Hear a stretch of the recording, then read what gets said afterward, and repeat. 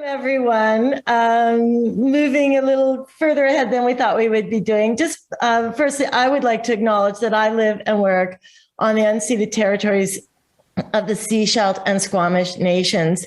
And it would be really awesome for Caroline and I, who don't know all of you, if you would just put in the chat where you're joining us from, just so we get a sense of all the places that we're dealing with. So Caroline, you can put yours in there as well. Well, I'm zooming in from the same spot as Suzette, Squamish and Sechelt Nation, and I Kamloops, somebody. Oh, wow. Wow. Okay. Yeah, hello everyone. I'm back again. I'm so sorry. There was some technical issue in there. That's okay. We're just moving ahead and introducing ourselves, if that's okay. But that's perfectly fine. Thank you so much. Okay. And what we're doing here is people are just letting us know where they're joining from, which will be really great for us as we go through some of these rules. Just in terms of a little background about us, I mostly work, although I've been practicing law for far too long. I now practice almost exclusively family law, representing children whose parents are involved in family law litigation, and where the children just don't want to get lost in the conflict. Caroline mostly works with people trying to help them stay out of court and resolve their family problems. She also works as duty counsel in the provincial court, and she does her best to avoid putting her clients through trials. So I'll let Caroline introduce herself a little more before we get started. Yeah, that's about right, Suzette. I'm a sole practitioner. I'm in private practice, and then I also have a legal aid duty counsel gig. So every other Thursday, I sort of it used to be that I would sit at the courthouse, and now I sit at home and sometimes appear on Microsoft Teams. And so I do a little bit of court work, and I also do quite a lot of out of court resolution where appropriate. So, and we're going to talk today about both in court resolution in the context of the family rules, and then also a little bit about how to resolve matters without court or with minimal court. Yeah, so if we can move to the next slide. Thank you. So what you can expect from this presentation, and I don't know how much you've already learned about the new rules, and I'm hoping we aren't repeating things you've learned. But if we have, it was helpful for us certainly to prepare this presentation. You can never have this repeated too much. Let's talk a bit about the changes in the rules. We're going to help you find a pathway for your clients through the court process under the rules. And we're also going to talk about ways you can help your client resolve their legal problems without going to court. We're going to work through some very specific scenarios that we've designed that we hope kind of mirror the kinds of problems that your clients are bringing to you in your day-to-day work. We'd really like to make this interactive. If you do have comments or questions, you can raise your hand or you can put something in the chat. If I miss a chat or Caroline misses a chat, then I know Baljinder is going to help us with that. So yeah, that's kind of what you can expect. And if we can go to the next slide. And before we dive in, if you could tell us on a scale of cats how you're feeling today. So you can use one of your reactions if you want. You can, I give a thumbs up to myself, so I'm not great at reactions. What number are you, Suzette? I would say I'm probably 6 today. And I'm always a 5 on the inside and a 2 on the outside. The 5 is my inner grumpy family lawyer, and the 2 is my outer friendly family lawyer. So, I'm going to read the chat here. I'm going to read the chat. Okay. Oh, I'm a 3 today. Coffee, everyone. Okay, we have to keep everyone awake here, Caroline. So Totally. I will turn it over to Caroline for the next slide. Oh, my turn. Okay, right. Okay, so we're talking about new provincial family court rules. So just to give a little bit of context there, everybody probably knows there's a Family Law Act that sort of sets out issues about child support and issues about parenting time. And then what we're talking about today is a different set of rules that are the how to go through the provincial court process. And maybe we'll have a chance later if anyone's interested in talking about there's only certain things you can do in provincial court versus Supreme Court. And our job today is to talk to you about the provincial court rules, which have just been updated about 6 months ago. And Suzette and I have been chatting about them over the past couple weeks, and we're still kind of coming to terms with how to navigate.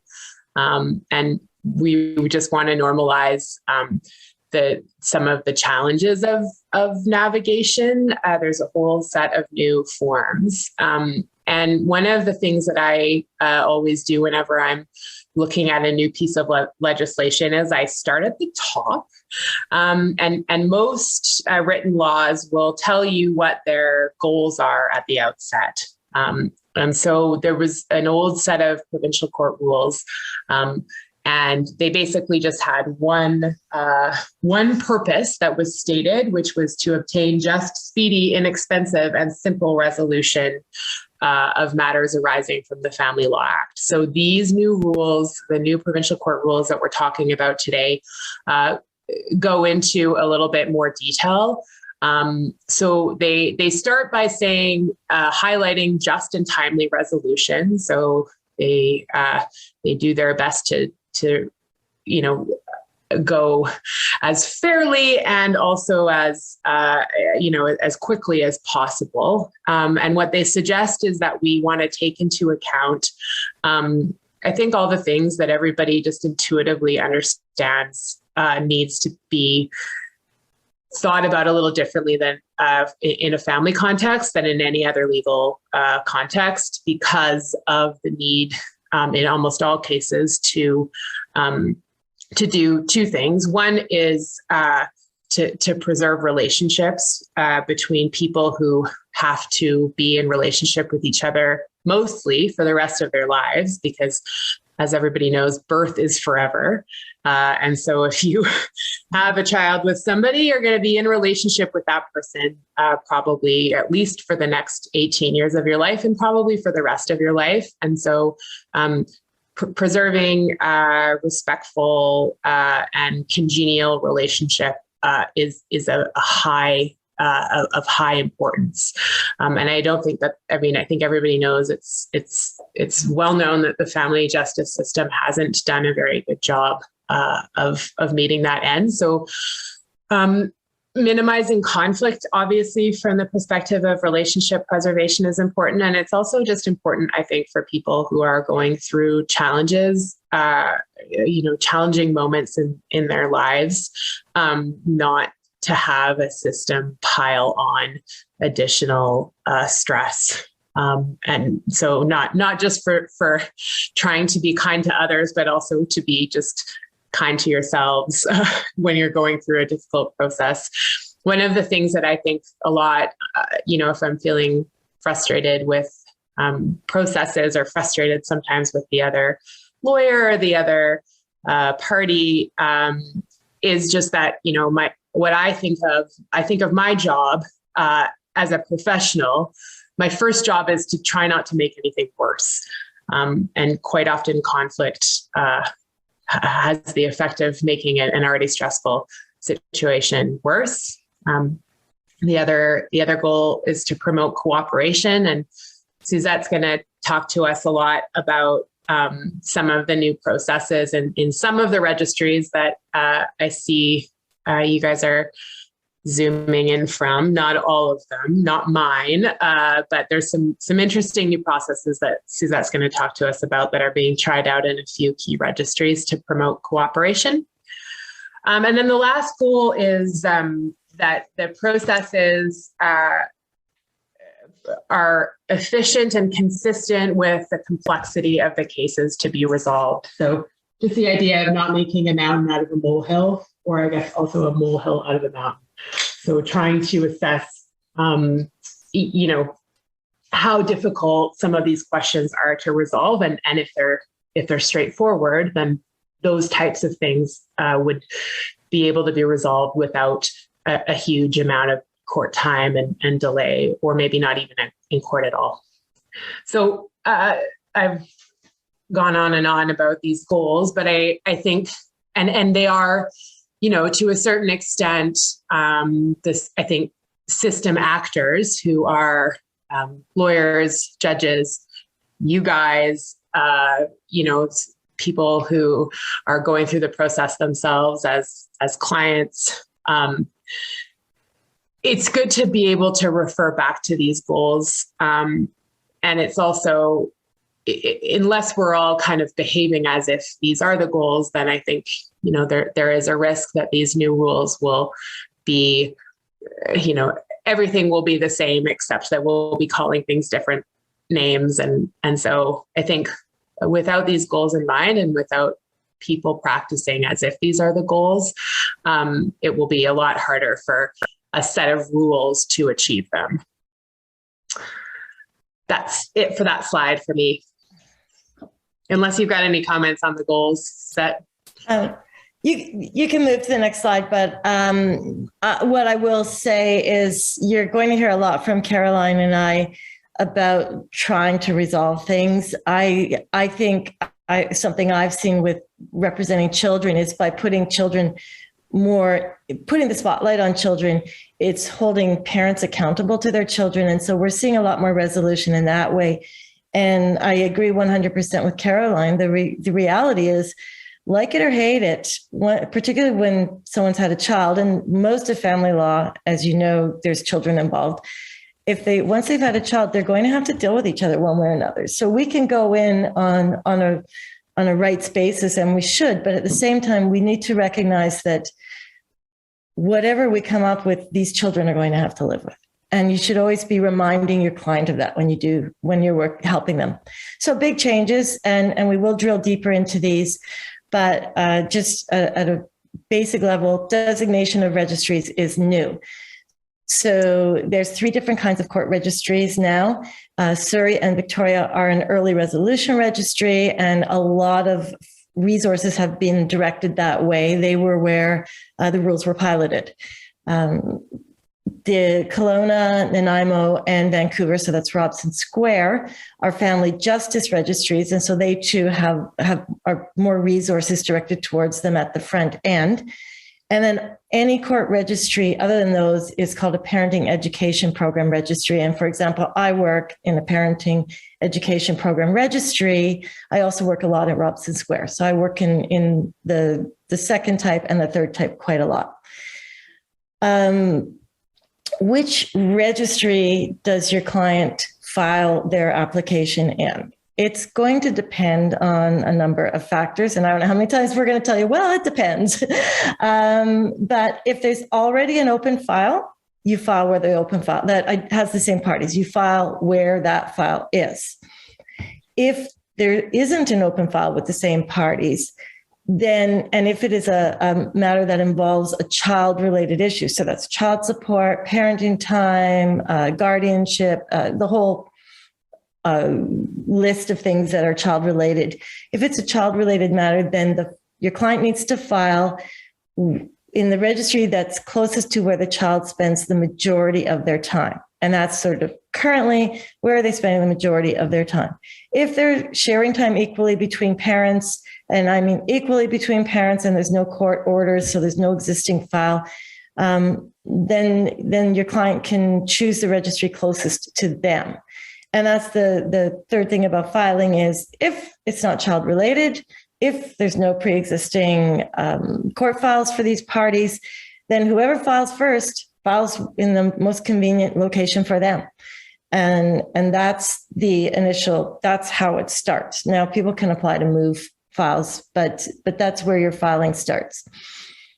If it is a priority parenting matter, and we'll talk more about these, your client can file anywhere with the leave of the court. The next thing is the identification of the type of matter. So what type of order your client is asking for is going to really tell them what form they need to use and what they have to do before the case is heard. And some types of matters include priority parenting matters, which are listed, and I'll explain those later, protection orders, relocation, consent orders, new orders, of course, changes to existing orders or agreements. So those are some of the kinds of matters that your client will be dealing with.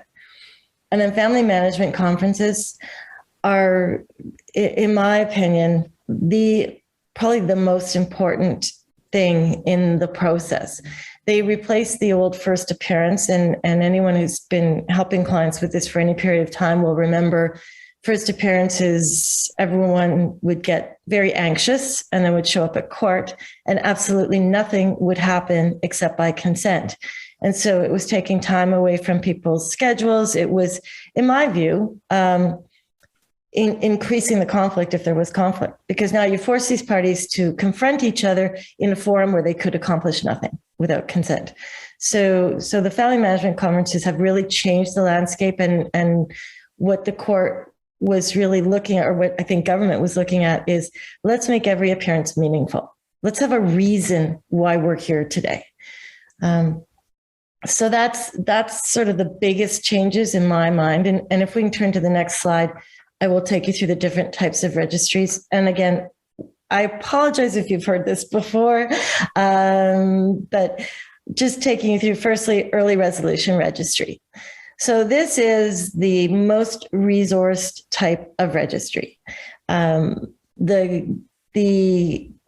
starting point is something called a notice to resolve a family law matter. And this is the shortest form of all the forms in the provincial court rules. Some of the forms are very, very long. Yes, I'm going to let Caroline go through the 50-page form. We have 2 hours. The notice to resolve a family law matter, what's really, really interesting about it is nowhere on that form do they have the opportunity to say what they want. And that's intentional. This is who am I? What is my birth date? How do you get a hold of me? I need help with the following types of things: parenting arrangements, child support, contact with a child, guardianship, spousal support. So it lists those kinds of things, not that I have a decision I've already made, but I need help with these things. And then it's really just bare bones. Who is the other party? How do you get a hold of them? Do they have a lawyer? Who's their lawyer? Are there children? Here's who the children are. This is how their dates of birth. This is what their names are. And then the form actually asks the parties to say, why did you choose this registry? So it's where my existing case is, or closest to where the child lives. So again, they have that. It's a reminder of, this is why I filed here. I hope I'm in the right location. Are there any existing court orders? And if there are any existing orders, they're asked to talk about whether there are any really protection concerns. Are there bail orders? Are there protection orders outstanding? Now, this gets filed by your client. They're supposed to provide it to the other side. There's no formal service requirements at this stage. So they could text it to them. They could give it to them. They can email it to them. If they don't get it to them, by filing it, someone will contact the other party to make sure they know about it. But I mean, if you're helping your client, the other party really needs to hear about this from your client, if at all possible, or from you. So that's the starting point. Your client can even serve it on social media. I wouldn't recommend that personally because, we don't need everyone who's on their Facebook account to know that they're going to court. And Suzette, I think that's a huge contrast from how, we are used to starting court matters, right? Like quite often the first you'll know about it is that a stranger will be knocking on your door, which is it's just a shock to the nervous system for anybody. And so I like that the first document that in these new fancy registries, the first document you see is just like, we need to address this. Yeah. Right? There's some stuff we need to address. And I'm not taking a position about what level of conflict we're going to need to have to get there, but please answer. Yeah. And that's a really good point. I'm involved in a case with children, and the parties have been in court for 4 years now. For one of the children, it's almost half of her life that they've been in court. And it started with one of the parties not realizing that they were supposed to get a process server, showing up at the family home and presenting these court documents to their spouse, who up till that point didn't know they were separated, and was still living in the home. And by the end of that encounter, it's not going to surprise anyone, there were police officers at the door. It was a disaster, just a disaster. And no one has ever moved past that because there's no forgiveness. It was really a disaster. And that's a really good point you raised, Caroline. So after that notice to resolve is filed, what happens is your client is supposed to be contacted through Family Justice Services, and there will be a meeting set up for a needs assessment. And really what happens there, I think it's a lot like when your client would meet with a family justice counselor. So they meet separately with this person for the needs assessment. The other party is not there. And there's just a conversation helping to identify what the legal issues are, maybe what non-legal issues are there. Are there housing issues, which is not something that you ever would have seen the courts helping with before. So are there housing issues? Does your child need some counseling or some access to services? What are the legal issues? What are the non-legal issues? How can we help you resolve those issues out of court? How can you help yourself to resolve things out of court?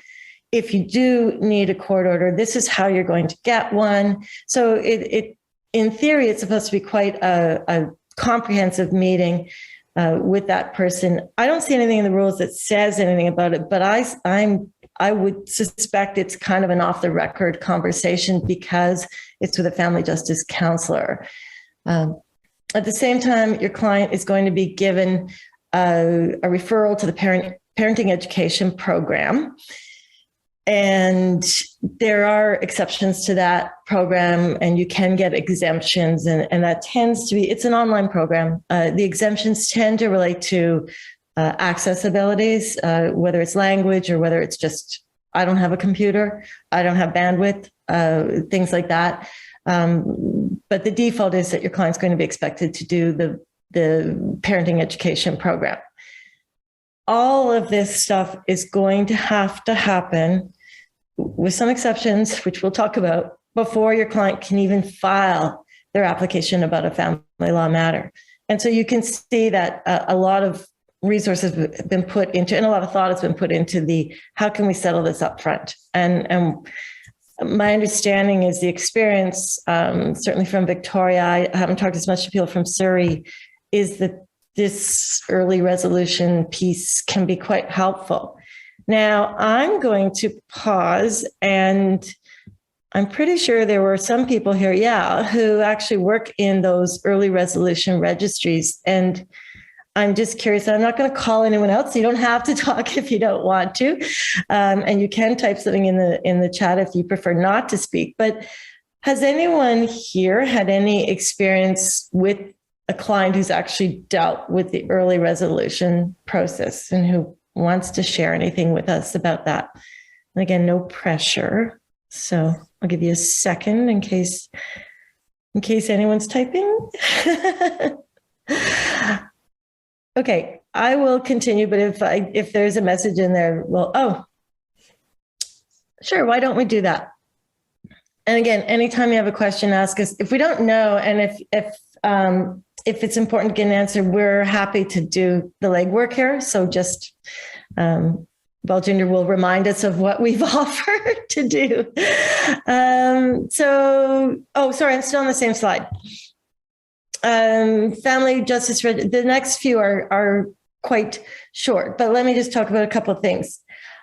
The other thing in the early resolution registry is consensual dispute resolution. And that's something, again, that is unique to the early resolution registries. Now, I'm not saying it doesn't still exist everywhere, because anyone, certainly here in Sechelt, our family justice counselor does a lot of, consent dispute resolution work. And so that will still be there.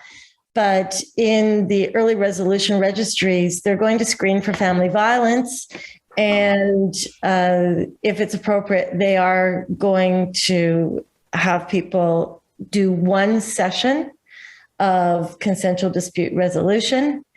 If it's not appropriate, then they will refer the parties instead to resources to help support them. Now, your client has to follow through on these early resolution steps. If they don't follow through on them, the court's not going to let them file their application. So, and again, except with some exceptions, they can't even get in the door. So if they want to figure out where their child is going to be spending the majority of their time, and they can't do that by consent, they're going to have completed this early resolution process, and then they can file their application. Similarly, the party who's just been given the notice has to do all these steps. If they don't do it, the court won't let them file a reply without the court's permission. And my understanding is the courts have been told to be very strict about this. There's a reason for these rules, and they want compliance. So I don't know in practice, how that's working out, but that's the expectation. There's some new things about they have a year, and if they don't do any steps, then they have to redo the process. And that's really just around the notion that, because before, files would just kind of sit there in limbo, and there was no real rule for your restart, except that you filed a notice that you wanted to restart. But now, if it's been a year, you're going to have to go through these steps again. And the reason is, everyone knows that first year of separation, a lot of change is happening. And so your needs assessment may well be very, very different from what it was 12 months earlier. So then family justice registries, this will be much shorter, because basically Kelowna, Nanaimo, and Robson Square, the same process to start with the notice to resolve a family law matter, and there's a needs assessment, and there's a parenting education program, but they don't include the requirement of one session of consensual dispute resolution. And then, as Caroline has already said, parenting education registries, really there hasn't been a lot of change, except because your client in those registries can actually, so here where I work, my client can walk down to court and file an application about a family law matter, but they're not going to get a court date, and they're not going to get heard, and nothing's going to happen until they've actually done the parenting education course or got their exemption and have filed a certificate of completion. And if my client starts the process and serves the other party, and then the other party does their course, and my client hasn't, that other party could get into court. And even though my client started this, my client may find I don't think a judge is going to hear from them until they've done that program. So again, it's really important that your clients participate in these unless they're given exemptions. So is there a need to file an application to get an exception? Yes. Yes and no. What you do, oh shoot, it's on my computer. I downloaded this. There is a request for an exemption, and it's, yet another one of the forms, and its own special form, right? Thank you, Caroline. In some ways, it's good because, you know, if you want a protection order, you could type in protection order, find out what form you need. But yes, you do have to file what your application for the exception, comes from the family justice counselor. So you provide that form to them, and then they will complete it for you. If they won't give you one, a court always can. And at that point, you would just be asking the court for that on your first appearance. And honestly, I don't know the answer to if the family justice counselor won't give you one and you aren't in court yet. I don't know. I suspect you just file an application for a case management order to get an exemption. And like, you don't have to have these for the really big ones, right? The family violence, the protection orders, and the priority parenting matters. You don't have to have them, right? Yeah. No. So it's not going to be a barrier to getting in for the really, important, super time sensitive things. That's right. So, if we could move to the next slide now.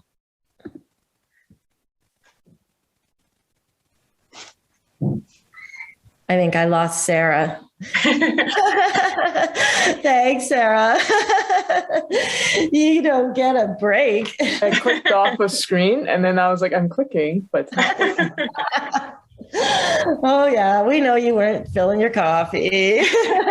Thank you. Thank you for doing that. So, oh my goodness, priority parenting matters. What is a priority parenting matter? It's in the definition section. And if it's not in there, it isn't a priority parenting matter. I don't know how many times people come to court and say, this is a priority parenting matter, but it isn't. It has to be defined. There's some stretchy language in there a little bit, but I have found it is very hard to stretch the language to meet the borderline ones. It really, sorry to interrupt you, Suzette. It's just such an interesting one, right? It's like, this is the one that you use to get in the door as quickly as possible. But they've really made it quite a narrow little set of issues. Yeah. So it's exactly. And they amended it recently, I think in January, to add a piece. So if the case relates to a removal, so if there's an overlap between Child Protection and Family Law Act, and you need an order so that the child can be returned to somebody, that can be considered a priority parenting matter, and you don't have to jump through all the hoops to get that done. But otherwise, healthcare treatment for the child if there is a risk to the child's health by delay. So it isn't just my child needs this healthcare, but also there's a risk to the child's health if we don't do this now. Applying for passports, licenses, permits, privileges, travel with a child in an activity of consent to travel is required, and there's been an alleged wrongful denial. And that, again, you can just see, of course, it's a priority parenting matter. Something's coming up. It's coming up now. The child needs this permission. The child can't wait for everyone to do their due diligence. And what I think you're going to see is every single one of these priority things is very child-centric. So the child needs healthcare. The child needs permission. A change in location, if a guardian is planning to change the child's residence and there aren't any court orders or agreements in place. So we need to move. We don't have any agreements in place at all. The move is going to impact the parenting time with the other parent. So if I move from well, I won't use the Sunshine Coast because if you aren't here, you won't know the geography. But if I move a short distance, I don't need to go to court to do that. But if I'm moving the child so that the midweek parenting time is not going to be happening anymore, I need a priority parenting order to do that. And a court may decide, you know what, yeah, you want to move, but it's March, Suzette, and your move is in September. This isn't priority. And you're going to have to go through the normal system. And then there's Hague Convention. And then, like I said, just the child protection guardian stuff. I can tell Caroline's dying to say something. I have a very expressive face, don't I?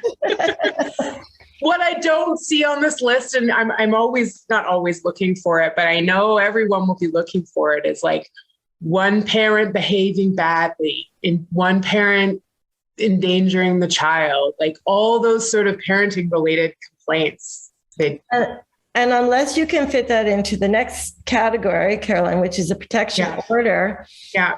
It's, I agree with you.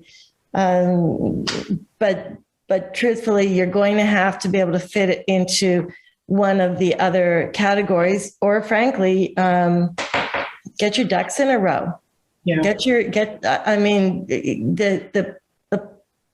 My understanding, and I could be wrong, but my understanding is the resources are there. So whatever registry you're in can do what they're supposed to do. So as long as your client does it, but if your client needs something done, so just with the priority parenting matter, normal way it works, file your application, personal service, unless court orders something different, 7 days notice. So you file it. I've talked to our registry. What happens is I go down to court, I file this, or I file it electronically. They're going to ask, how are you going to serve this? How much time do you need to serve this? And they're going to schedule it for around 7 days after that service date.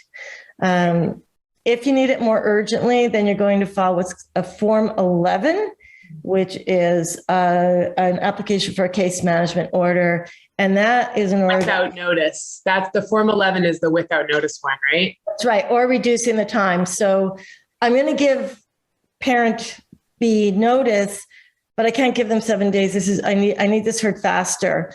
So judge, can I give them 3 days notice? Can I give them 2 days notice? And those are desk orders. So you don't have to your client doesn't have to go to court. It'll go to a judge. A judge will decide whether or not to allow that.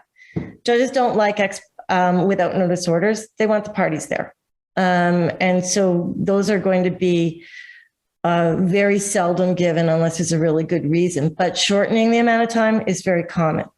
The other thing about a priority parenting matter is evidence on those has to be sworn or affirmed. So your client should, if they're applying, file an application with an affidavit. If your client just can't get an affidavit done, you should be preparing them to give their evidence, because the judge is going to want to hear their evidence. It's fairly informal process, even by teams, but the judge will swear them in. And I've seen this happen numerous times, and have them actually explain what they want. And I was trying to remember whether, because the forms are so detailed now, whether there's actually a room inside the priority parenting matter form for your evidence, like a little bit for the affidavit. And I can't remember that. I can't look it up right now, but the forms have been so they've been so much detail has been added that they've made it so much eeasier to get your ducks in a row. And in answer to that, there's definitely a spot for your reasons for the order. And unfortunately, it seems very like it duplicates itself quite a bit. And so you might give your reasons in about 6 different spots. A judge may then just have your client sworn in to confirm what's in there. So there is a workaround, but that itself is not your client's affidavit. The parent, which is different than the protection orders, which do contain affidavits right inside of them. Yeah. And then if your client is the one responding, there's a form called a Form 19, which is the omnibus responding form for any of these types of applications. That's new. Under the old rules, interestingly, if your client got served with a notice of motion to change permission or to travel. Let's say you get a notice of motion that I want to take the kid to Hawaii. There was no response notice of motion. There were no response documents. And so people would go to court and one person's side was kind of laid out. The other person's side didn't have to be laid out. So now, if your client's responding, there is a form to lay out their response to the application. Suzette and I had a bit of a chuckle this morning at the absurdity of there not being a response document for the notice of motion. So it is in some ways, even though these forms are comprehensive to the point of being a little bit overwhelming sometimes, it's nice to know that someone's thought through the process and that there's, opportunities on both sides to be clear about what your views and your position is. So we will go through these, and then I think we'll give you a break to see if you have any questions. I know this is the boring part. I think this stuff is really important, but yeah, it's a bit not the most fascinating bit of the presentation, I hope. So Caroline, protection orders. I think protection orders are what a lot of us see at the beginning of family law matters. And there's been long-term family violence, and sometimes it's separation-induced violence. So it's a short period of scary or inappropriate behavior by somebody. And one of the things that has always concerned me about these protection orders, or people seeking the protection orders, and just about the process in general, is the sort of the failure to have anything like a needs assessment done, and the failure to have anything like a family violence screening and particular questions being asked. And so when in my notes, I have written protection order, most improved form. It's a really good form in the sense that it asks you really specific questions, like tell us exactly what the behavior is that you're afraid of. And then also like, does the person have weapons in the house? Do you actually fear that they will use these weapons? What is the history of violence? It's like I think about an 8-page form, and it contains the affidavit in and of itself. So it does give a much better opportunity, I think, for people to think through and be very clear about what their specific fears are. Suzette stopped herself from saying the words ex parte, I noticed, which is the sort of old-fashioned Latin term that I think lots of people know.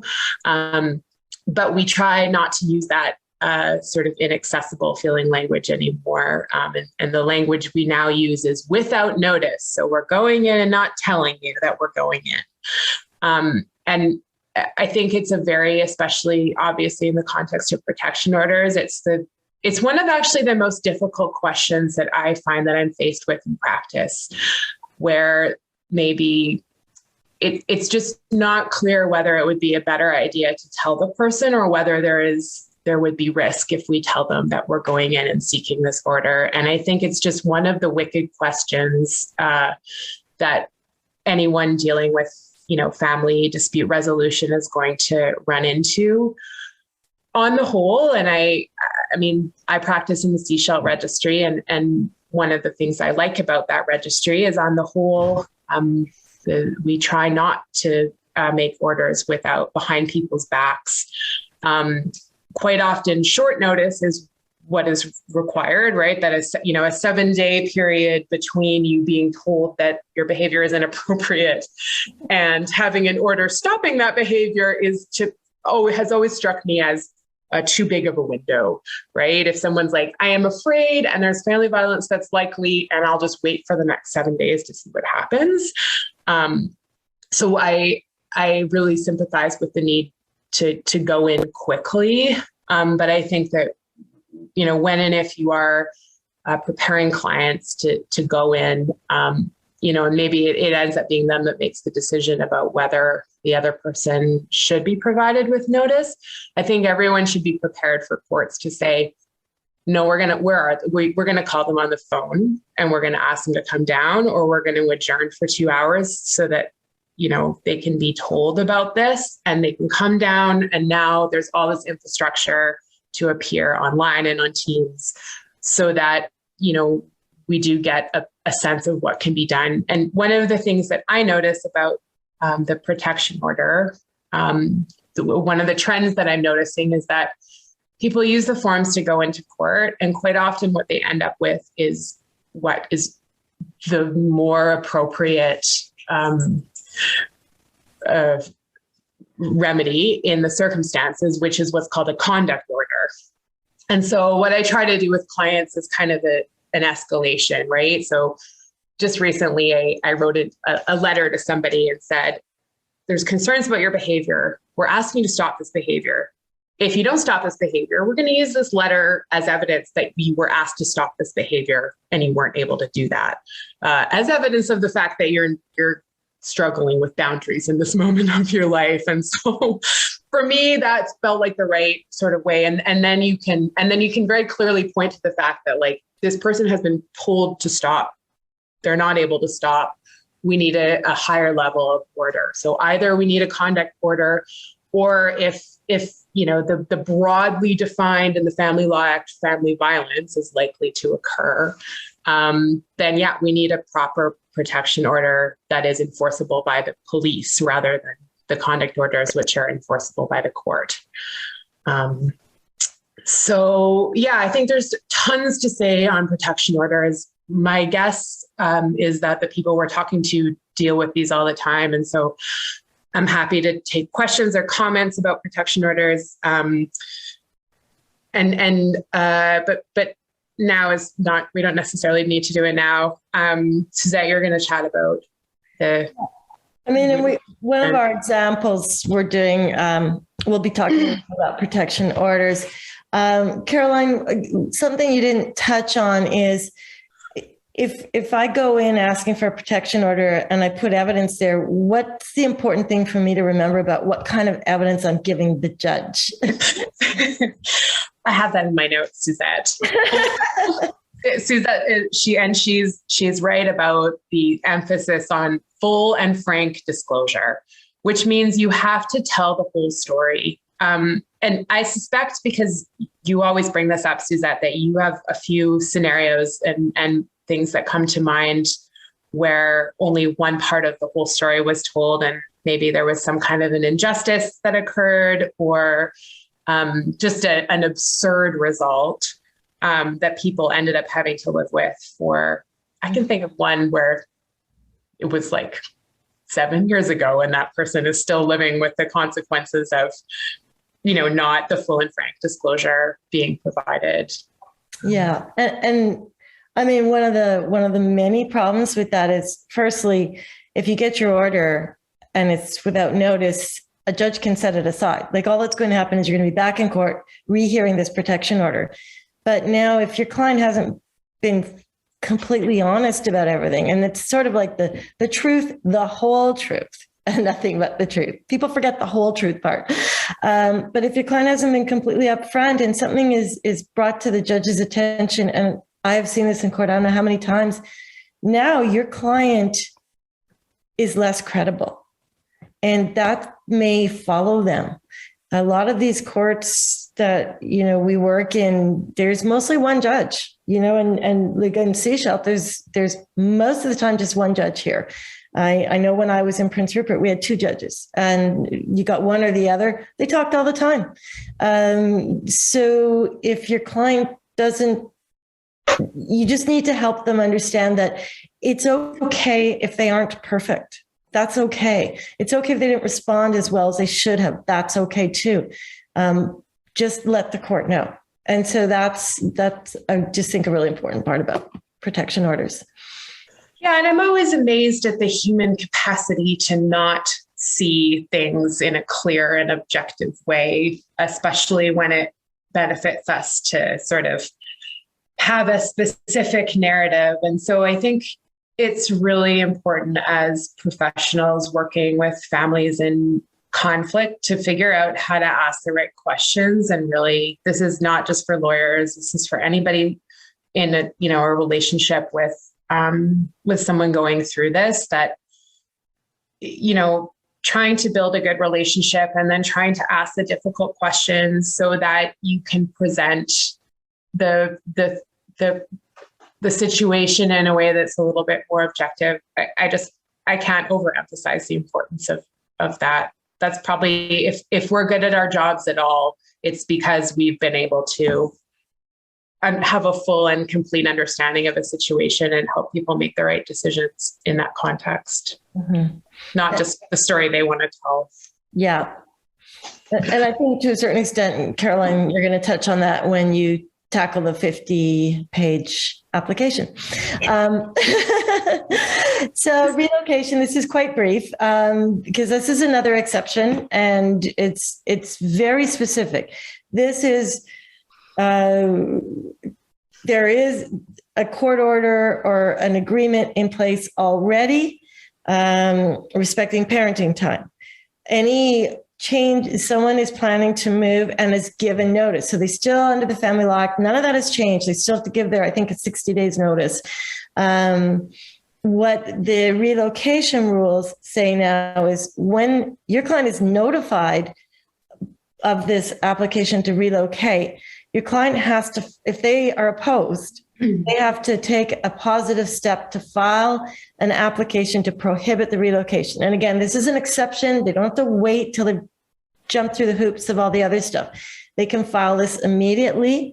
What they need to include is whatever the court order is or the agreement is that they say is no longer going to be effective if the child moves. They also have to file a copy of the notice that they received, or if they can't do that, at least detail the notice that they received. So maybe they were told, by phone or something, and they're concerned about it, or they just can't locate the relocation notice. They need to put that down so that when a judge sees the application to prohibit the relocation, the court knows, here's the court order or agreement. This is what the relocating party is saying. And then, you parent who doesn't want this to happen have given me the reasons, or you don't have to give your reasons at this point, but you've said that, no, this shouldn't happen. And this is what you need to be looking at. So that's, yeah, go ahead. I was just going to say, it was really unclear when the new Family Law Act came in 2013. It was just completely confusing and unclear about whether and how you had to respond. So the big picture from my perspective on relocation is, here are a set of well-designed forms to help you, have a dispute about relocation. And if you don't file, they move. They are permitted to move. If they haven't moved, if the 60 days are up and they haven't moved, and you get your application and you could still potentially stop the relocation, but a judge is going to want to know, why did you wait till after the last minute? And they've made plans. Your client's just going to have a harder time. So remember, your client can't sit back and do nothing if they don't want the relocation to happen. This is one place where they have to take positive action. And usually that's a thing that people are highly motivated to have action about, right? You never find people that are pretty activated by their co-parent saying that they're moving far away. Yeah. So consent orders. I want to move to consent orders because these are amazing. And this is one of the best changes in the Act, seriously, in the rules. The old consent orders were impossible. If your parties agreed to something and they'd spend all this time working it out and now you wanted to make it a consent order, there were so many forms that had to be ticked off and signed and filed that honestly, as a lawyer, I never once filed one. Never. I always went to court. I would bring my consent order to court and I would ask for it there. It was just so easy compared to the old process. So obviously, they've changed this process. And now it's a very detailed form. Caroline, you were probably going to cover this. So go on. I'm happy. So it is a very detailed form. It is a very detailed form. I've seen them often in my line of work where everyone agrees, we need to get a lawyer for this child. And so they will go and sign a consent order for the child to have a lawyer. The child's already met with someone in my office. We have a detailed order we want. And then we just get everyone sign up the order. You file your application. It's Form 10, I think. But no one has to go to court. And you can put on it that that it is without a court appearance. Now, a judge will look at it. If they like it, no problem, sign it, done, sent back to you. If they want to hear something, then they will tick off that there has to be a hearing. So there's no harm in saying, I don't want a hearing. Everyone's consenting. Here's the order. And one challenge I have as somebody who doesn't practice in court very often and does a lot of like separation agreement drafting, Suzette, and maybe you can help me with this, is why would you go in, if you aren't already in court, why would you file a consent order instead of getting a written agreement?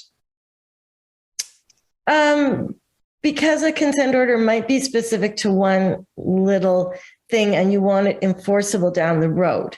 Right. So it's going to need to be a court order. Remember, with these consent orders, Caroline, you don't have the registry checking them and saying, oh, sorry, you missed something, and they shoot it back at you. So they're pretty easy. I think you can get bounced on a consent order, can't you? I've never been bounced on a consent order that wasn't pronounced in a courtroom. I've been bounced on a consent order where we all went to court, we all agreed to it, somebody drafted it, and they messed something up. But if you're going in with no court appearance, the registry doesn't review your consent order. It goes right to the judge. Oh yeah, but the judge can say, no, I don't like that order. The judge can say no, and you can have a hearing. They will then default to, okay, you have to come for a hearing. Yeah. The only, reasons your clients might not want to is maybe just drafting the order is hard for them and it's easier to go to court, and they're already in court. But a consent order, Caroline, again, you can just file it at any time. You don't need to have ticked off all the boxes for that registry. Oh, I see. You mean you don't even need to file an whatever the new application? I don't think so. I don't know. If there's no existing style of cause, I don't know the answer to that. But assuming there's something out there at some point between these parties. And it's a much better and more detailed form now. Mm-hmm. And I've just been finding them really fabulous when I'm working with self-represented people.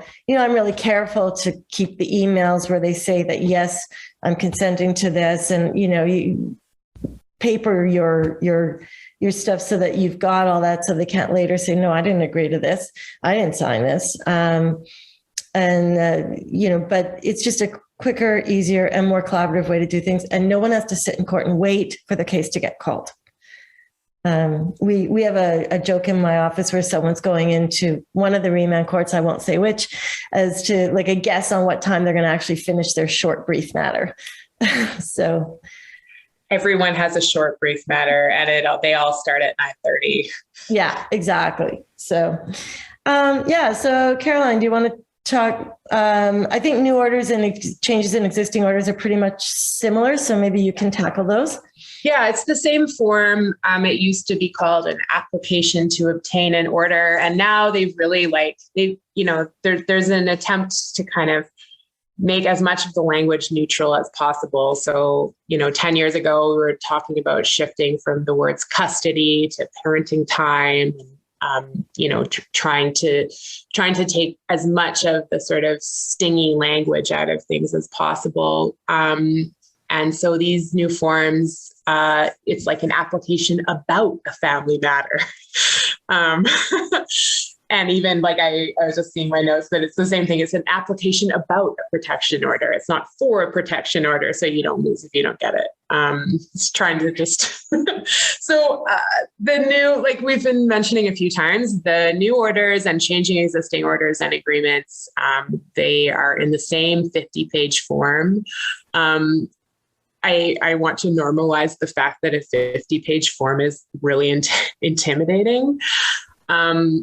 I know that the goal of creating a crazy massive form was to slow people down a little bit. I do think that it has the potential to create barriers for some people. I went and looked through all the forms again before this presentation. And I think, one thing I noticed is that they were very clearly created in the context of people showing up in person at the registry and getting the forms in person, because they're booklets. And so when you're viewing them, if you view them as a PDF, there's like a page of instructions and a page of form. But if you view them as a booklet, then the instructions point directly at the thing that they're telling you about. So when I was viewing it, I figured out how to have it as a double page view. And I think a lot of people are going to have to fill out these forms. And so I highly suggest that either get an a hard copy, or figure out how to view the PDF in a way that the instructions are actually helpful and not confusing. Because they're really long. There are some really good opportunities to be clear about what it is that you want. There's a special section for giving information about a child's, if they're Indigenous, their heritage, and how that plays a part in the application that you're making or in the child's life more generally. So that's fantastic. Right after that in the form, there's a bit about why what you're seeking is in the best interests of a child. And then you just have to work out whether you're asking for a brand new order or whether you're asking to change an existing order and agreement. And generally speaking, if it's a brand new separation, then you're in new order territory. But if you've already got some kind of arrangements, then you're in changing the arrangements. And I think it's important to always say that, informal arrangements are important and can be enforced, but they're not the same as having existing orders or agreements. So there's just a formality associated with going in and asking for new orders that is different than kind of how people have organized their lives. Anyway, I think that's probably enough for now. I mean, Suzette and I are talking about how this is it's hard to know everything, and that really we just know how to look things up. And that, we know where to find the forms, and then we go into the forms and we read the forms, and the forms tell us what they're about. These forms are a lot better, and hopefully it's a lot more clear if you have to help a client fill out the forms. It's doing its best to be more clear. And so I think on the one hand, it feels pretty intimidating to be faced with a 50-page form to fill out. You don't have to fill out everything. There's schedules, right? So if you're only asking for child support, you fill out the first few pages, and then you have to go find the child support schedule and just fill that one out. Anyway, I highly suggest, if you live near the registry, to just get a stack of these things and fill them out in real life, or at least have them in front of you to fill out in real life, and then type them on the screen so you can cut and paste your text. Mm-hmm. And again, like what Caroline said, it's intentional in the sense that it slows things down. And what's different, we were talking about this morning, is you can't just tick off boxes anymore, which is probably, it can be good, but it can be daunting because not everyone is good at communicating and writing. And that's your responsibility, of course, is to help them communicate what they need to say when they're filling it out. There is a spot to talk about Indigenous heritage. And again, that is something new. And I just can't repeat enough that what I'm seeing is a shift towards a more child-centric, what is in the child's best interests approach to all of these rules. And so, change isn't always fabulous, but the purpose behind them is, and frankly, my own experience is I've been really liking working with the new forms and liking working with the new rules. I find they're more predictable. I find I understand better what somebody is asking for or what somebody's objection is to something. So in that regard, my own personal experiences, they can be helpful now. And I know that's not universally shared. So should we move to the next slide? Yeah. Okay, so I'm just going to give a really quick, this is my bit, I'm going to give a really quick lowdown on kind of the big changes in terms of the language that we're using to describe some of the new steps that you can take. Suzette's already previewed that the big one is the family management conference. So usually at a first appearance, it's like a hurry up and wait. Everyone comes in really stressed out at 9:30 and sit around all day and watch other people feeling really stressed out and thinking they're on at 9:32. And then quite often almost nothing being accomplished, or depending on the registry, you know, and in some smaller registries, maybe there's more time, but it's just completely unpredictable. So the family management conferences is the new first appearance. And it's like kind of scary and kind of awesome because you can get orders not by consent at your very first appearance. And so, you know, everyone should have filed their financial statements. And you can get a child support order like really quite quickly. And maybe spousal support, and maybe even like a parenting time order. Though the idea of parenting time orders being made not by consent at a family management conference, I think has the potential to be problematic, because if there hasn't been a needs assessment, then a lot could happen. Everyone probably remembers the FCC, the Family Case Conference, which was sort of the second step, or the first thing we would do at the first appearance. We would say, nobody can agree with each other. I guess we need an FCC. So now the emphasis is going to be a little bit more on trying to manage the case through the family management conference. But you know, if the court thinks and the lawyers think and the parties think that there's a chance to have a more fulsome conversation about settlement, then we've got what's called a family settlement conference. I just want to talk about case management orders a little bit in the context of sort of what the new rules have done is eliminate notices of motion. So the notice of motion was kind of the catch-all like ticket to getting into court quickly. And we've already talked about all the sort of new and particular ways that you can get into court quickly through protection orders and relocation paperwork and the priority parenting matters. And then the last one that we haven't really mentioned yet is what's called a case management order. And this is the order that you could use to get Suzette appointed as the lawyer for your client's child. And there's a whole other sort of list of essentially like process-oriented orders that you can get. And so from my perspective, from what I've seen, if anything has replaced the notice of motion, it's the case management order. But even that, you know, a case management order is like a super boring, like library word compared to like notice of motion, which is like a lightning bolt to me, like just things are moving quickly. It's like, no, we're just going to do some boring case management stuff now. So I do think that language matters. And that, you know, when you see someone seeking a case management order against you, it just doesn't feel all that threatening.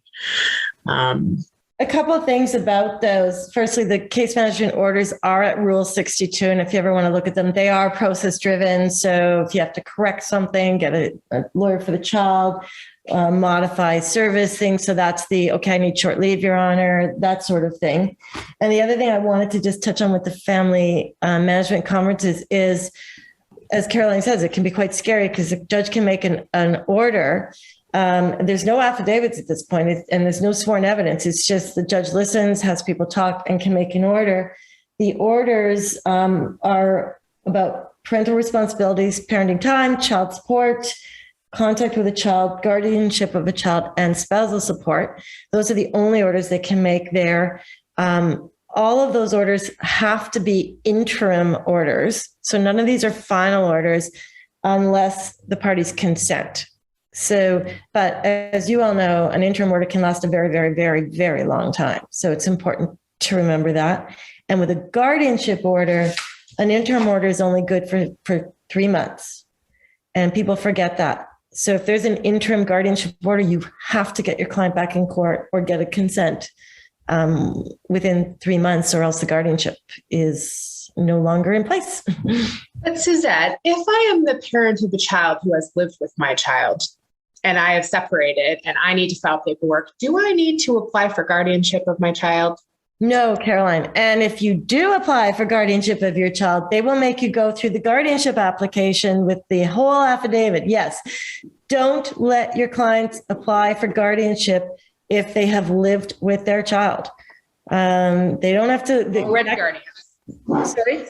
They're already guardians. You don't have to apply for something you already have. Yeah, and that's a really important piece. I know, Caroline, we're at 11:20, so you were going to talk about appearances on MS Teams. And Oh, is it okay? Okay, just in case everyone is still cat number 3 and sound asleep. You've probably already seen this, but the first time I saw this, I laughed for 3 weeks. So hopefully it doesn't derail the rest of the presentation. But Sarah, can you put my link on? Yeah, give me a moment here.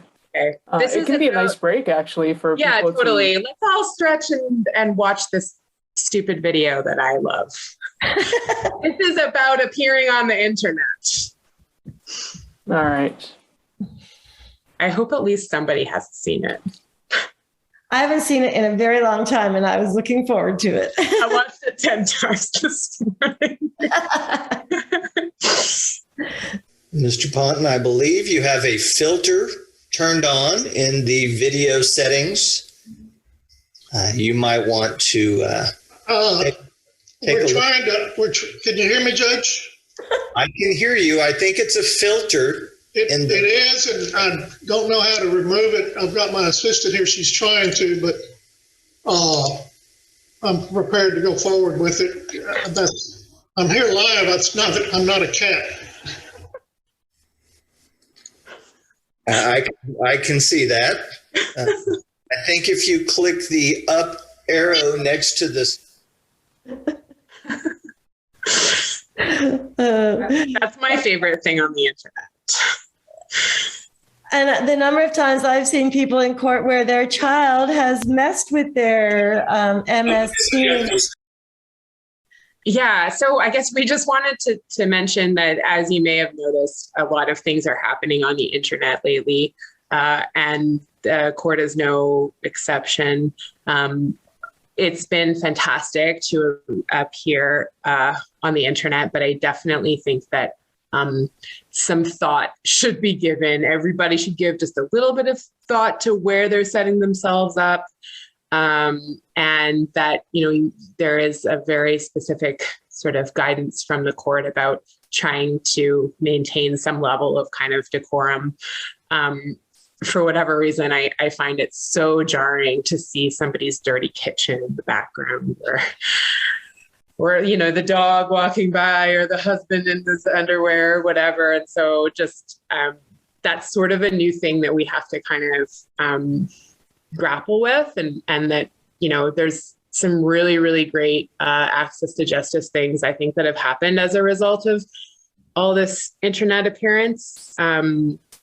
But it's just it's something to kind of talk to your clients about. And I think it's important to, if you can, to have them appear on Teams and not just call in. All the lawyers are expected to show their faces. And it's just so much better to be able to see somebody. The downside of not all being in court together is that I was saying to Suzette this morning, as duty counsel, I used to just walk in there, and with my other duty counsel, who's a colleague and somebody I work well with, we would just kind of sit out in the halls and help people resolve things by doing essentially caucus mediations. And so we've lost out as a result of not being able to all be in the same rooms together, although it does make it way more accessible for people who, as a lawyer, it could take me half an hour instead of 4 hours to appear for a client. And so the cost savings is massive. But there's always just some give and take. So Yeah. And just remind your client that it is a courtroom and there is decorum expected. And there's a real, I know I'm super expressive with my head, right? Your client can't be sitting there going, no, no, no, right? They have to just recognize the decorum. And that's something you need to really remind them about when they're doing those appearances, and that there's a reason there's a mute button on their screen. I have seen judges mute people, although frankly, the first time I saw it was a judge muting a lawyer who wouldn't stop talking. So it's hard for those of us with expressive faces. So moving on to the next slide, Caroline. Oh, this is me. Okay. Well, Yes. Before we get into the scenarios, we were so worried we were just going to zoom through this. So I've been asked to talk about collaborative practice, and that's something that I have noticed. I was telling Baljinder this morning that I took the collaborative course about 7 years ago now. And I tried my best for the first year to get a file. I got one maybe that went nowhere. And then I never had another collaborative file until about 1.5 years ago. And then suddenly the practice area just exploded for me. And so I think people are starting to get the picture that, it's not always the most effective thing to come out with guns blazing. The essence of a collaborative file, from my perspective, is that the very first thing we do in a file is sign an agreement saying that we're not going to go to court, and that you can go to court. You're not waiving your right to do that, but that you're not going to do it with the lawyers that you've hired. And so what I know when I'm working on a collaborative file, once everybody's agreed to it, I know that I'll never be in court opposite the other party, and that I'll never be in court opposite that lawyer on that matter. And I think it just helps everybody take a collective sort of sigh of relief to know that, I think of court as, going to court as saying, for the most part, I'll make you or I'll force you. And so the upside of these participation agreements is that we know we're going to resolve everything by agreement. Obviously, there's a screening process, and we're all going to be able to think of matters, especially where there's a party that is coercive or a party that has a lot of power and isn't necessarily prepared to wield it in a manner that is sort of just. And in those cases, collaborative isn't the right way to go. So for the really, but I do think that even when conflict is high between people, as long as there isn't somebody that is going to use the process as a way to continue abusing or to start abusing their co-parent, that it's an option that should be canvassed. It isn't for people who there's still no legal aid collaborative contracts, right? I don't ever get emailed by legal aid being asked to do a collaborative file. I almost always get, would you like to take this file to court appearances in a week? But I hope it moves in that direction. I think everybody knows about the family justice counselors as an available resource for agreement-based dispute resolution. I think they're a fantastic resource. They're a free resource, and they're able to handle, of course, all of the kind of the provincial court, the matters within provincial court jurisdiction. So they can't, if you need to decide how and when to sell your house and what to do with the proceeds of sale, they're not going to be able to help you with that. And sometimes, the agreements that they draft, my feedback is quite often that they can be a little bit vague. But they are like, they're a port in a storm for people. And I think if finances are tight and you want to try to get just a simple agreement about support, then, and even parenting time, it's a great way to go. Private mediation is always an option, and there is some options inside of legal aid contracts to do some mediation type work. And then the last one on my slide is kitchen table agreements. which is, I think, in some ways the ideal way to resolve matters, that are, usually they're pretty straightforward, right? What is our parenting schedule going to be? How are we going to make adjustments in our income to, account for the fact that we've separated? So if you can sit down and make agreements, obviously that's the best. And, I try to just emphasize to people that any agreement that you make at a kitchen table, you should view as a tentative agreement, and that, everybody should be able to take the agreement for legal advice, or ideally to have a little bit of advice beforehand so that you kind of know what the parameters of, what you might be entitled to, what your rights would be. And then you're able to negotiate with all the lights on.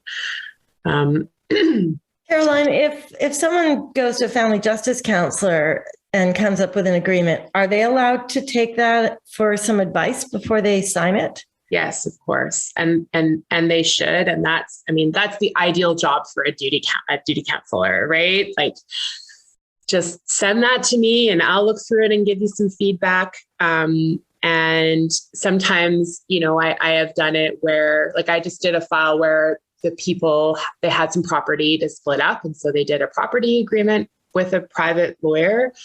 And then they did that through a private mediator. And then they did a parenting and support agreement through the family justice counselor. And they signed 2 separate agreements. And I think they saved themselves a ton of money by doing things that way, and by kind of figuring out, what resources they could access for free. And then, they would just go off and get a little tiny bit of advice and then come back together through the 2 mediators that they were working with. And so if someone is working with the family justice counselor, and I know my understanding is that a lot of that can happen by email. So say they're working with them and they're doing a lot of back and forth, and then they come up with an agreement, but then the other party, even though they've agreed to it, changes their mind and they won't sign it. Can my client bring these emails and this agreement to court? Nope. The process is all of these dispute resolution processes are protected under the Family Law Act, I think mostly. You're protected from having things that you almost agreed to taken to court and pointed to as something you were almost prepared to agree to. And that concept we sometimes refer to as without prejudice, which is like a weird lawyer term. And all it means is, look, we're trying our best to resolve things. Please don't use this against us if it doesn't result in an agreement. And I have to go to court, and, because you're being a jerk, I'm going to ask for the most that I can possibly get. So that's Caroline taking off her collaborative hat. I will put it on and take it off. And I think it's important that, it's not that because I like to resolve matters collaboratively that I think that conflict isn't real, right? And that people shouldn't explore all their options. I just think that quite often the solutions aren't as difficult as people think that they are. And that the thing that gets in the way is really just that people are mad at each other, and that professionals are not being what I think of as professional, and being like, okay, cool. So how about we just set that aside for a second, have a conversation about, the real parameters of what you're trying to resolve. And I'm not always popular, right? I was referring to my friend, one of my girlfriends referred a client to me the other day, and I said, or my colleagues, and I said, I have to be the no lady sometimes, right? And it's not always the most popular thing. I have to say to people, like, I don't think that's a good idea. Mm-hmm. That's a waste of time. I don't think that's a kind thing to do. And it's not always what people want to hear. And I don't always get hired because I am quite often saying, let's not do that. That seems like a waste of energy. How about we prioritize our peace and serenity? So, yeah. Okay. Scenarios. We almost ran out of time. I know. So next slide. And firstly, I know we're just talking heads here. Does anyone have any questions before we move into the scenarios? Anything that we've raised that you're thinking about? Or at any time, just throw it in the chat. So Everybody is cat 3 right now. So we designed these based on our practices or things we've seen in court. I hope they resonate, and I won't be surprised if many of you have had very similar ones. So scenario 1, Marcia and Dave meet at a bar, and they really enjoy their partying lifestyles and find they have a lot in common. So after they've been dating for a few months, they decide they're going to move in together and continue their very active social lives. Then Marcia gets pregnant and decides to stop drinking during her pregnancy. And then after baby is born, she continues to be less interested in drinking and in the social life and more engaged with her baby. So she's told Dave she wants to end the relationship and she moves out. Now, Dave tells her he wants 50-50 time with baby. Marcia just doesn't think he's responsible enough because of his drinking, and she thinks he gets angry when he drinks. She thinks he needs supervision, and he doesn't agree. One of her friends has said, you should get a protection order against Dave to prevent him from being alone with the baby. And she also wants child support, and she wants sole custody. So she comes to you for support in what should she do, and she has not started any court action yet, and they have no written agreements. So, Caroline, I'm going to ask you, what would your first step be? I read it out, so you get to tell me, what are you first going to do with Marcia? This is just like one of the most classic scenarios that we run into, and is a really, it's one of the wicked questions, right? It's like the he said, she said, and, especially for a new mother, feeling all the feelings, and I don't know, I guess the first thing I would do would be ask a whole lot of questions and really get a sense of who this person is and how, and get a lot of details about the concerns and what grounds the concerns, what is behind, what kind of things has she seen that has caused her to come to these conclusions. I would encourage her to give consideration to what kind of, a parenting schedule that she could live with. And, especially when kids are very small and they have their routines, these are, and then parents are working, right? I think we took out Dave's job, but Dave had a job in the larger version of this scenario, and Marcia didn't. And so really just trying to kind of assess what the real circumstances of their lives are, and how, how committed Marcia is to sort of her position, her, sole custody. I put that in there because that's not really a thing anymore, but people still use that term all the time. And it's a very divisive term, right?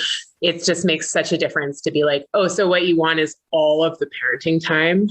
People are like, oh, well, I don't know about that. I just want, what is it that you want? All the power and control? Oh yeah, me too. So yeah, what do you think, Suzette? I mean, that's where I'd start. I think I would definitely want to, obviously we need to explore the anger and the drinking and because a child has a right to have a relationship with a parent. It doesn't mean that a parent has a right to have a relationship with a child, and don't conflate those two things. Like, look at it from baby's perspective. So exactly, in spite of drinking, is he a good father? That's a great comment. And is he involved in the care of the child? And remember that people take on roles in relationships. I mean, I see it so often where, so in our scenario, Dave's working, Marcia's staying home with the baby. So Marcia, may say, well, he's never been involved in the care of the child because I've been doing all of that, and he's gone all the time and he's working, and then he goes for a couple of beers after work, blah, blah, blah. Like, maybe he does. Does that mean he can't take care of baby? Are there resources we can put in place so that baby can have a relationship with Dave? So absolutely, I think you need to be asking those kinds of questions.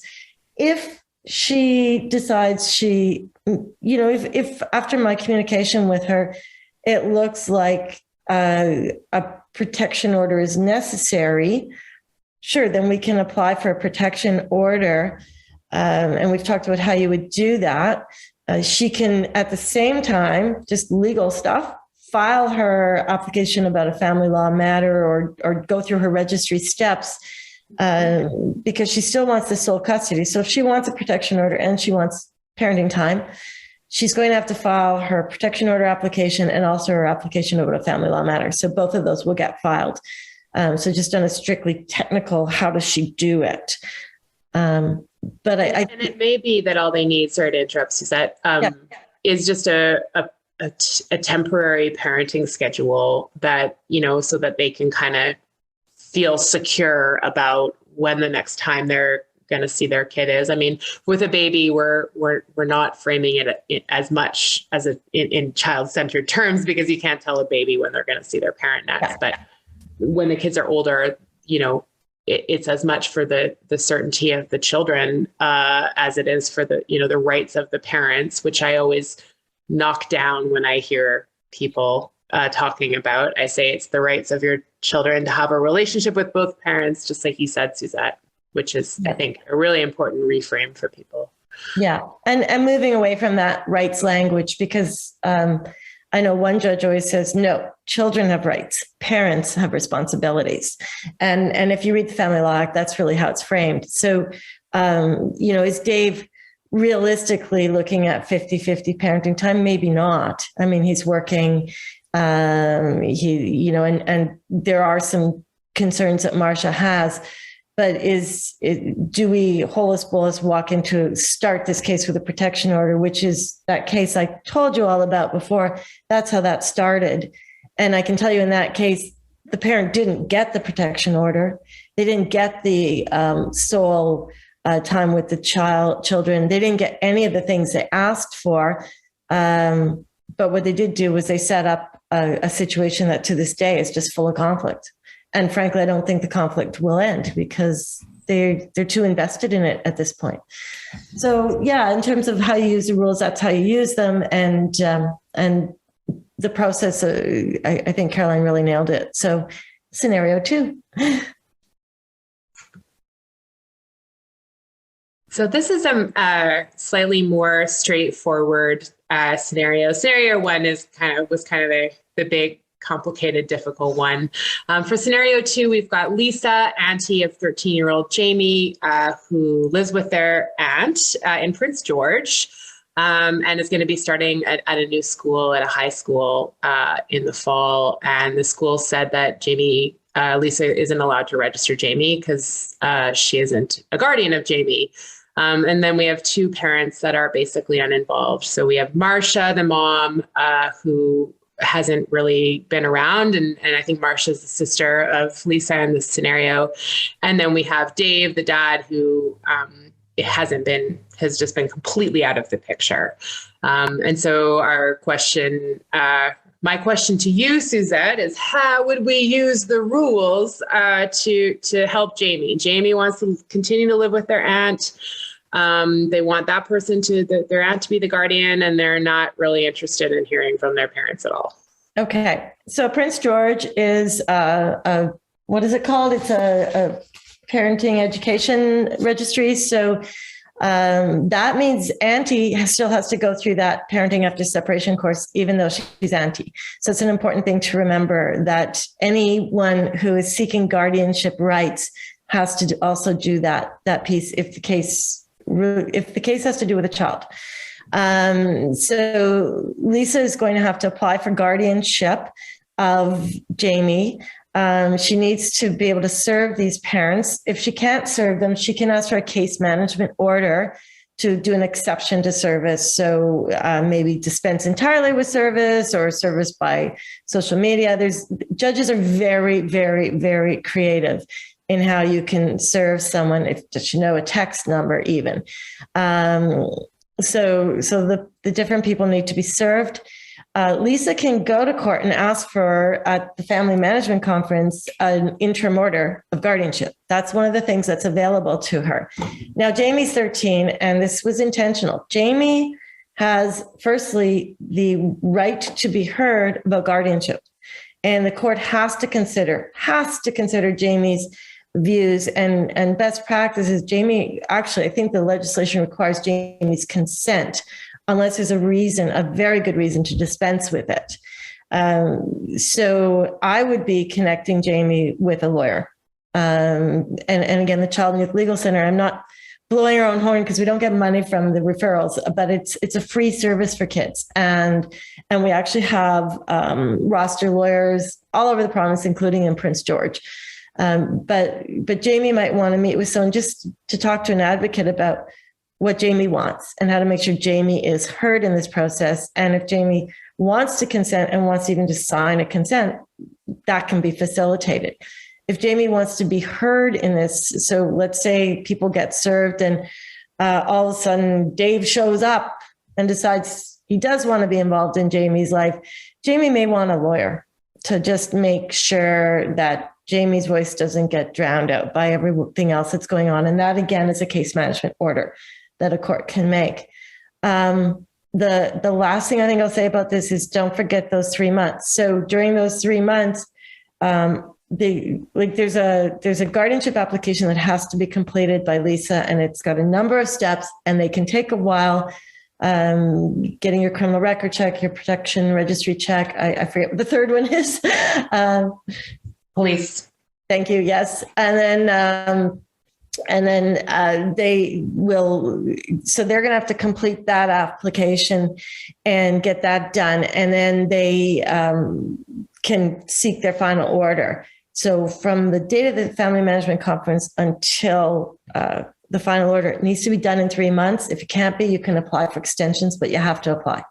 So that's sort of now if school is, if this is in Victoria and school is starting next week, then Lisa can go to court as a priority parenting matter and apply that way. So even though Lisa isn't a parent, Lisa can apply under the priority parenting matter. So that's just another sort of piece of that. So Jamie isn't hanging out at home, not able to go to school because they don't have parents that can sign them in. And I can tell you, when I started doing this job 4 or 5 years ago, the last thing I thought I would see is a number of kids not in school because the parents won't agree. It was utterly shocking to me. And, you know, if I had a magic wand, I would change the school system so that they simply couldn't do that to kids. It makes no sense to me why the parents become the gatekeepers for the child's ability to go to school. But that's an aside. So yeah, we'll move on to scenario 3 unless anyone has anything they want to ask or add. Okay, so scenario 3. And I'm going to throw this back at you, Caroline. So now Marsha and Dave are doing a really good job co-parenting Jamie, and they're sharing parenting time, and there's a schedule that works. And yeah, they occasionally have some conflicts, but they've never needed to go to court, and they've never even had to write an agreement. Now Dave comes to you and he says, you know what, I want an order in place or something to formalize our informal arrangements. So Caroline, what are you going to do? So I wouldn't necessarily point them in the direction of a court order, though of course that's the option, and we discussed that there's a good detailed form for that, and that there might be good reasons to have a court order. I'm always a fan of the parenting plan. I have this amazing, super comprehensive parenting plan on my computer that I'll send to anybody who cares to see it. And, you can actually just send that off to people if they are, if they're capable of kind of engaging in the details, then these comprehensive parenting plans, I think, are awesome. If you need a cheap and cheerful, quick something, I think the consent order is a great idea. And so again, you've got some options for formalizing informal arrangements. I'd added that bit about a schedule that corresponds with Marcia's shift at the local pulp mill. I flag that just as like a question about how much detail you want to add to orders, because people have these like shifting lives, right? And so sometimes it's enough in a court order to say equal parenting time, and then to have a practice of, you know, we do a 4 on 4 off, and that it, you know, it corresponds with the party. Usually is the party with the more demanding work schedule that you have to kind of work around. And so just to be thoughtful about how much detail you want in the orders, because, and in the agreements, because they, you know, they're enforceable. And what I don't like to see is, orders and agreements that people don't follow. That I find that really annoying. So I think if you're going to put something, if you're going to formalize something, have it be, have there be enough detail that you're meeting your needs for certainty and meeting your needs to formalize the informal arrangements, but also like don't put in extra detail if your life is as dynamic as mine, it would be a huge pain in the butt to have a super detailed order. And on the other hand, if you have tons of conflict, which isn't presented in this scenario, then you do need every single little detail to be sort of taken care of. So I just think that, you know, that goes back to the goals of the rules, which is just to not increase the complexity or not increase the level of sort of work and detail needed if that's not what's needed. And I think something that people tend to forget, and I see this when agreements go sideways, is the child's role in this. Agreements or court orders respecting children, parenting time, parenting responsibilities, have to consider the child's views. Now, it doesn't mean you have to lawyer up the child or anything like that. It could be as easy as Marcia and Dave talking to Jamie about, how is this working for you? How does this feel for you? This is what your parents are thinking of doing. I personally would put that in a written agreement, that Jamie's views have been considered or canvassed, because it technically is a requirement of a consent order respecting a child, any order respecting a child. I see Caroline's making a note. So that's the only thing I would add to scenarios 3 is, again, think about it from Jamie's perspective too. Okay. A child doesn't have to decide, but a child's views have to be considered. And you can also, you know, say to a child, for instance, you know, it's mom and dad have decided it's going to be an equal parenting schedule, but you get to decide how you want to pull that off. So there's 5-2-2-5s and 3-4-4-3s and 2-2-3s or whatever they are. Sometimes you're stuck with Marcia's shift at the local pulp mill, and that's a moment when, you know, we'd love for your input, but, you know, mom can't change her work schedule just because, you know, obviously it's just, there's grown-up constraints of needing to make a living. So, but I think wherever it's possible to take children's views seriously and tell them you're taking them seriously and really take them seriously and consider them and respond with reasons. It's so great. I agree. So scenario 4, I don't even know what's in here. I know we're running out of time. Okay. We can do this quickly. Basically, Jamie has a chance to go to a tournament. Marcia doesn't want Jamie to travel and isn't letting Jamie go. So Jamie firstly wants to go to this tournament and wants mom to no longer have the decision-making power, respecting trips. So Caroline, short and sweet. Do you want to handle this one? Sure. So, I mean, parenting responsibilities are one of the things that courts can make orders about. If people are unreasonably withholding their consent to things like travel or attending school or medical care, any kind of a thing that parents have to make a decision about, you can take that power away from them. And so for this instance, there's a history. We see in the fact pattern that there's actually a history of mom not agreeing and assuming that she's unreasonably withholding her consent. She puts herself at risk of having, and it might just be having the parental responsibility associated with making decisions about travel taken away. We try to keep it pretty small, but that might be the next step for Dave. I think I put a mandatory mediation clause in there, didn't I? Oh no, maybe not. No, you didn't. Those are really annoying. I hate the mandatory mediation clauses. Are you on the same page? I do too. So let's say, Jamie, this tournament is in 2 weeks. So it is a priority parenting matter. And they can bring this on really super fast. But if there's a mandatory mediation clause, I think there's going to be, and the way around it, the workaround I would say is everything's going to be in the child's best interest. So if the parents decided they need to mediate before anything can happen, and that's impacting Jamie's ability to do something that a court decides is important, the court can ignore the mandatory mediation clause. I personally wouldn't put them in agreements. I take them out, and I am very much in favor of out of court resolution, but I don't think having a mandatory mediation clause in there actually helps anybody. If people are going to have a disagreement about a discrete issue, like whether the child can travel somewhere or whatever it is, they're not going to resolve it in mediation because they're already going to be intransigent in their positions. And so, I think in this moment, it's in the best interest of Jamie to just get it dealt with one way or another. And Jamie needs to know, right?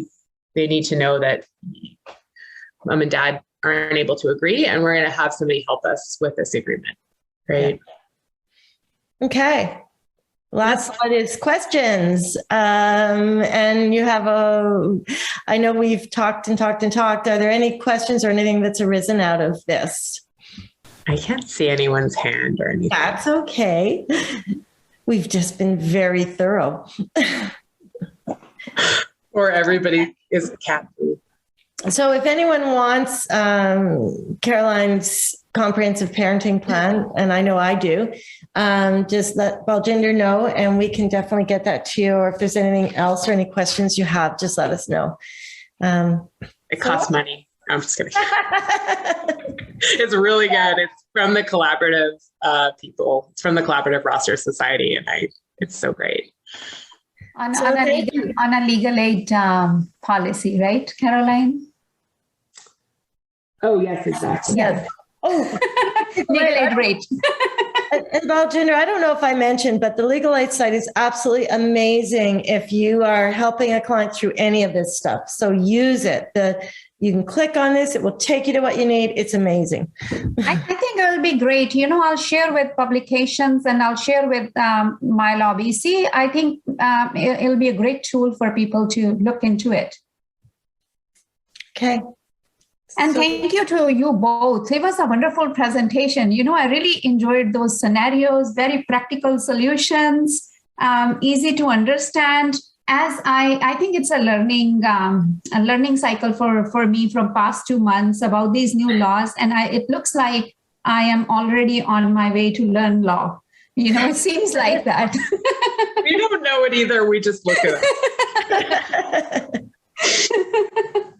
Well, thank you so much for having us. It was really, really an honor for us to be here. And I think people have got a lot from this presentation. There's a lot of thank yous coming to you in the chat as well. And I think this is the brilliant way to get the message across, get the learning across through the scenarios. And I really liked how, Suzette, you brought the child perspective in it. Sometimes, as the speakers are talking about it and they kind of either forget about it or, they kind of consider not very essential to bring it up. I really liked it how you brought it up very concretely and how the learners will learn, to guide their clients accordingly. So it was a very well done presentation. Thanks, guys. Thanks, everyone. Okay, Caroline and I are out of here. Thank you. Have a wonderful rest of the day. Have wonderful lunch. And I'm sure we'll see you shortly. Okay. And maybe in person sometime. That would be nice. Next year. Thanks, guys. Thank you. Bye. Thank you. Thank you, everybody.